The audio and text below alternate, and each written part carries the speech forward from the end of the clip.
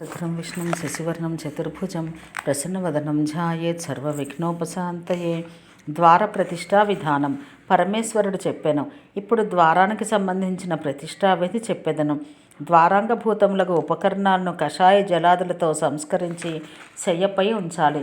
ద్వారం యొక్క మూల మధ్య అగ్రభాగాలందు ఆత్మ విద్య శివతత్వములను న్యాసం చేసి సంరోధిని ముద్రచే వాటిని నిరోధించాలి. పిదప తగిన హోమజపాలు చేసి ద్వారాధోభాగంన అనంత దేవతా మంత్రంతో వాస్తుదేవతా పూజ చెయ్యాలి. అచటనే రత్నాది పంచకముంచి శాంతి హోమం చెయ్యాలి.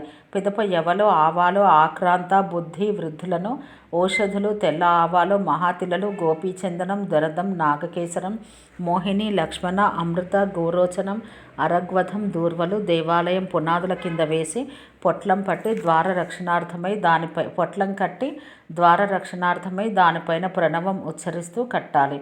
ద్వారం కొంచెం ఉత్తరం వైపు నిలవవలను.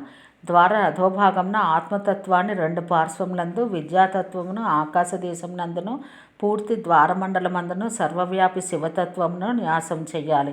పిదప మూలమంత్రంతో మహేశనాథుని న్యాసం చెయ్యాలి.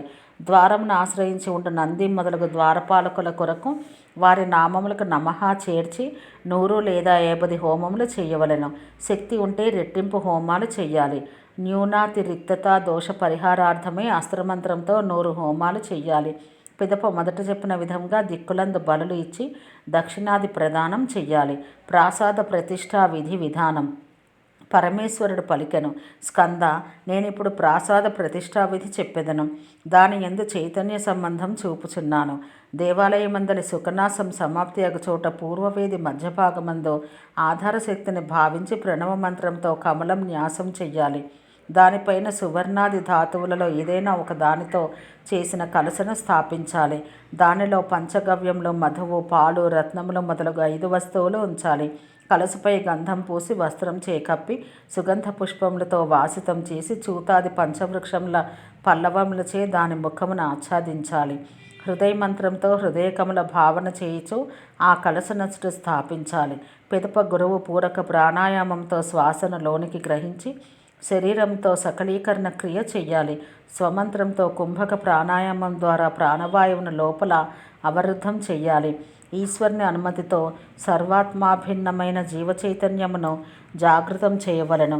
రేచక ప్రాణాయామంతో ప్రజ్వలించుచున్న అగ్నికణం వలె ఉండు జీవచైతన్యమును ద్వాదశాంశ స్థానం నుండి గ్రహించి కలశంలో స్థాపించి దాని యందు అతివాహిక శరీరన్యాసం చేసి దాని గుణములను బోధించు కాలాధికమును ఈశ్వర సహితములకు పృథ్వీ పర్యంత తత్వ సముదాయంను దాని యందు నివేశింప చెయ్యాలి.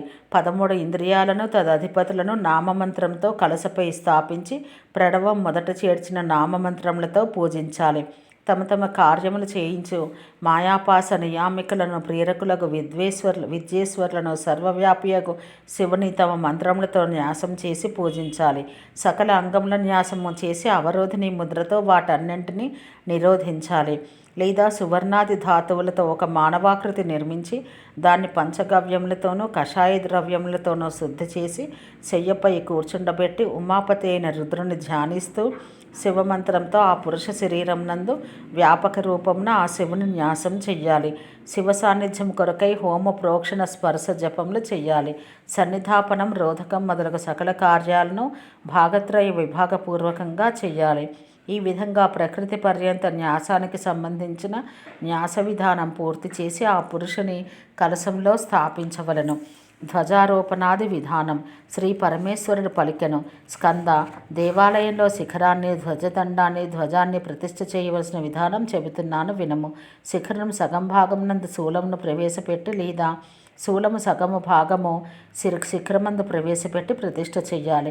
ఇటుకలతో నిర్మించిన దేవాలయమందరి శూలమును దారువుతో నిర్మించాలి. ఆలయం శిలానిర్మితమైతే శూలము కూడా శిలానిర్మితం కావాలి. విష్ణువాది దేవాలయములందు కలశం చక్ర సంయుక్తం చెయ్యాలి. ఆ కలశం దేవతామూర్తి ప్రమాణానికి అనురూపంగా ఉండాలి. కలశం త్రిశూలయుక్తమైతే దానికి అగ్రచూలమని పేరు. దాని శిరోభాగమందు శివలింగం ఉంటే దానికి ఈశశూలమని పేరు. శిరోభాగం బీజపూరకయుక్తమైన ఇదియే పేరు అని శైవశాస్త్రములలో చెప్పబడినది. జంఘావేదితో సమానమైన చిత్తు కలది లేదా జంఘావేది ఎత్తులో సగమెత్తు కలది చిత్రధ్వజం లేదా దాని మానదండమును అనుసరించి కానీ తమ ఇచ్చను అనుసరించి కానీ ఉండవచ్చు. పీఠమును అవేష్టించి ఉండున్నది. మహాధ్వజం 14 హస్తముల దండం ఉత్తమం, 9 హస్తములది మధ్యమం, 6 హస్తములది అధమం అని విద్వాంసుల నిర్ణయం. ధ్వజదండములు ఎదురైనను సాలవృక్ష సంబంధమైనదైనను సకల కామపూరకం.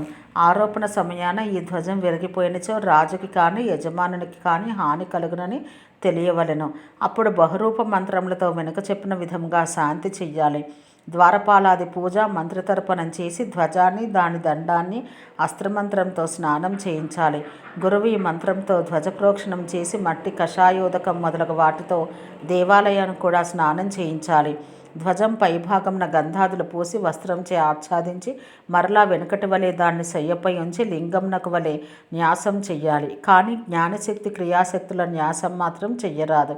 విశేషార్థ బోధికేగు చతుర్థి కూడా వాంఛనీయం కాదు. కుంభకుండాదుల ఏర్పాటు కూడా అనావశ్యకం. దండంపై విద్యాతత్వం సద్యోజాతాది ముఖపంచకం న్యాసం చెయ్యాలి. పిదప ధ్వజంపై శివతత్వ న్యాసం చేసి నిష్కల శివుని న్యాసం చేసి హృదయాద్యంగ పూజ చెయ్యాలి.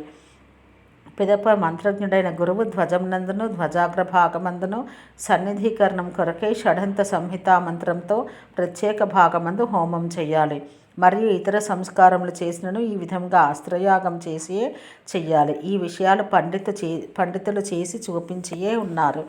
ఓం శాంతి శాంతి శాంతి.